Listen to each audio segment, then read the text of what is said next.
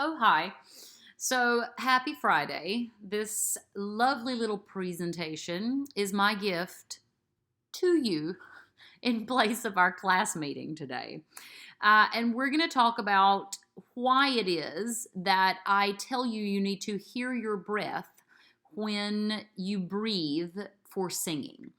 And that may or may not go against what some of us have been taught when it comes to breathing for singing. And so I'm going to explain that so that hopefully it makes more sense to you. There is an assignment attached to this video, so make sure that you look on Blackboard and follow through with that assignment. It's due on Monday.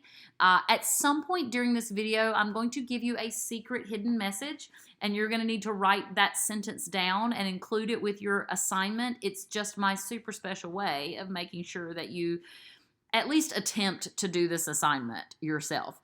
So anyways, we're going to move forward. Hopefully this won't take us too long. So here's the myth that breathing for singing should be 100% silent. Now, when it comes to singing, a lot of times we know things that end up being myths, but they come from a good place. So there is some truth behind this idea that you shouldn't hear your breath, but it's not exactly the way we process it sometimes. Okay, the breath. You actually should hear it, and here is why. Well, actually, I'll tell you why we're told not to hear it first. The noisy breath that sounds like this, right? That's bad. But it's not bad because it made noise. It's bad because of what that noise told us about the singer's throat. Now, here's the thing about your throat. It is a tube, and you've heard me reference this in class before. It is essentially the tube of your instrument, right? It's just like the tube that the air/sound goes through on a trumpet or a trombone or an oboe or any other wind instrument. Your throat is the tube. The sound is happening right here, and then there's a tube that sound travels through, and then the sound exits at our lips. Now, we can do all kinds of things with that tube on the inside, and some of the things we can do with that tube make our instrument sound better. That's usually what we're working for. Or they make our instrument sound worse. That's what we're trying not to do. Anything you do with your tongue or your lips, or you saw me demonstrate this in class, the position of your head changes what's happening to that tube on the inside. And if at any point we close that tube or squeeze it together, then essentially we put ourselves in a position where it's really hard to sing, in the same way that if we took the tube of a trumpet and we squished it together, right, it would make it really hard to play that trumpet. So the reason that kind of breath to sing is bad, some of your teachers may have called it a noisy breath, some of them may have called it a gaspy breath. It is bad. You should not hear that. The reason you shouldn't hear it is because what it tells us is that your throat is closed. That sound happens because the air that we're bringing into our body is hitting a bunch of stuff. It's running into your tongue, which is pulled back and in the way. It's running into the muscles of your throat, which have clenched together. They've made a really tight space. And so you're having to pull that air in. That's going to make it really hard to sing. And that is why we shouldn't hear that kind of breath when we sing. However, if your throat is open, meaning you don't have anything in the way, which is what we want. You've got your head in a nice tall place with your neck nice and tall. You've got your tongue forward and not pull way back here. And you've taken a breath and lifted your palate on the inside or opened the space. We haven't talked about that yet. Some of you might know about that already. We will talk about that soon. But let's say you've done all those things, which is what we want to do when we sing, because that opens our throat. If you've done all those things, but you still take the energized, full breath that you need as a singer to make a good sound, you're still going to hear it, right? The air has to come in a fast, energized way because we want to make an energized sound when that air comes back out. When you take a breath to sing, you should hear the air come in. Right? If you don't hear the air come in, then if you're bringing any air in, which chances are you didn't breathe at all and you're not bringing any air in, but if you brought any air in, you brought it in really slowly, which then makes it really hard to send the sound back out in an energized way. You would have to push on it, right? So in choir, if there are 37 of us, and there are, in a room together, and you all breathe the way you should breathe, we collectively as an ensemble, before we make any sound, should hear 37 people go.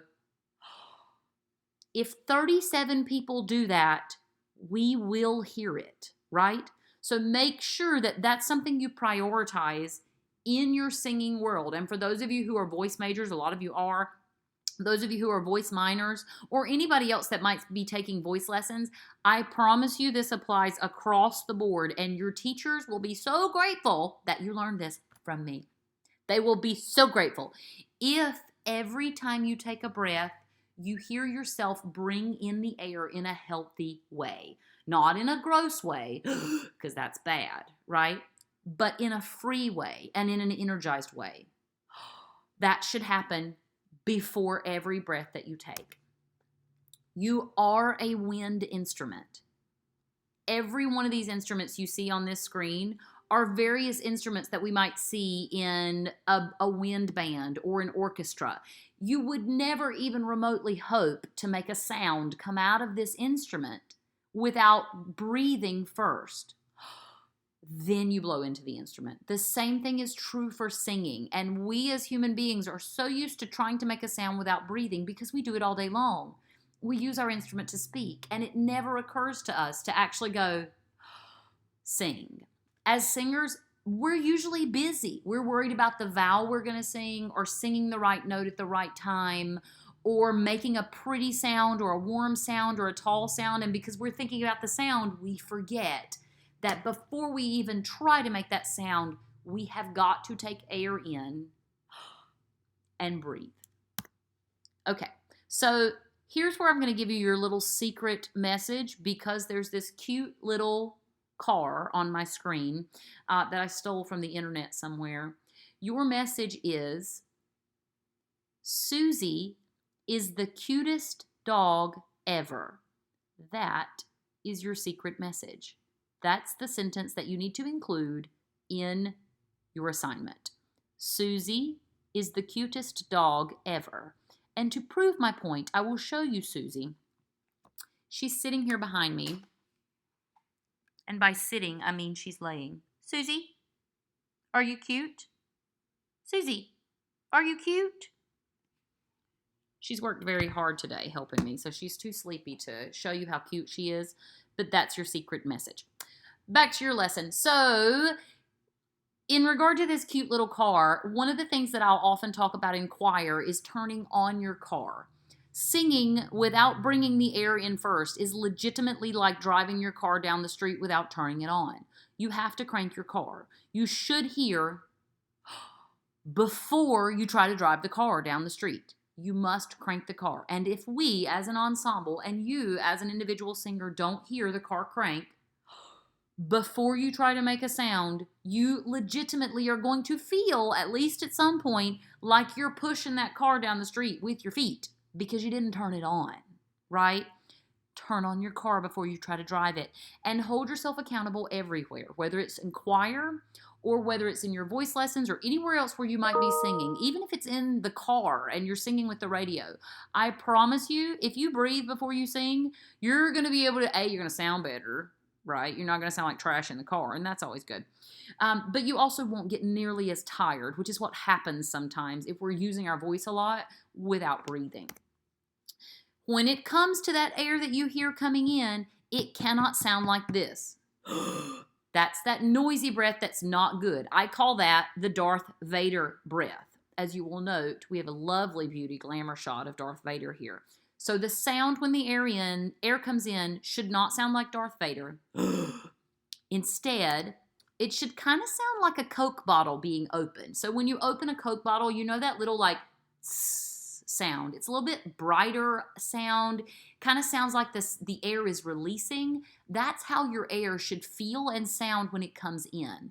Your breath is actually a vacuum, and we'll talk about that later. So you're actually not pulling the air in. The air is actually coming in via a release that's happening. We'll talk about that later. But it should sound more like this, which is higher, lighter, fizzier, and not like Darth Vader, right?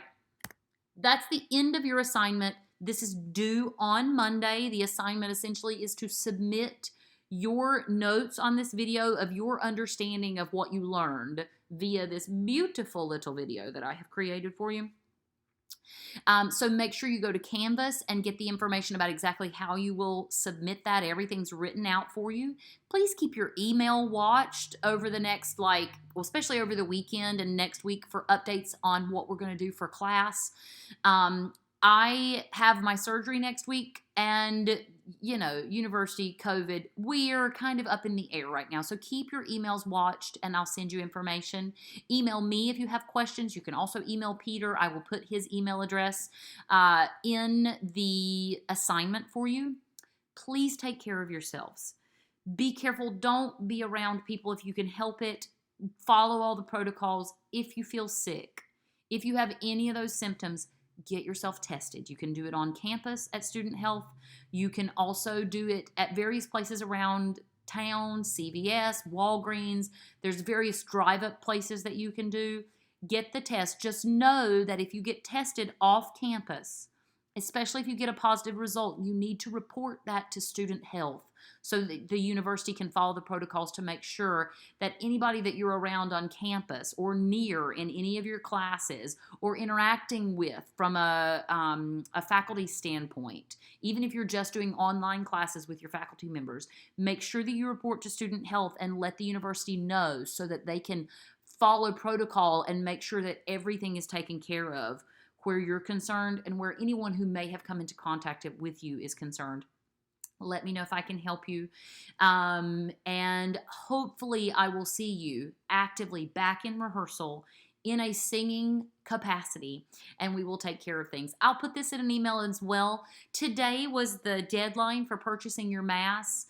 You can do that online, but if you're someone who doesn't have Venmo and was going to purchase the mask in person, obviously you can't do that if we're not meeting in person. So just hang on to your money, and that's something that you can take care of as soon as you're back in class with Peter and myself.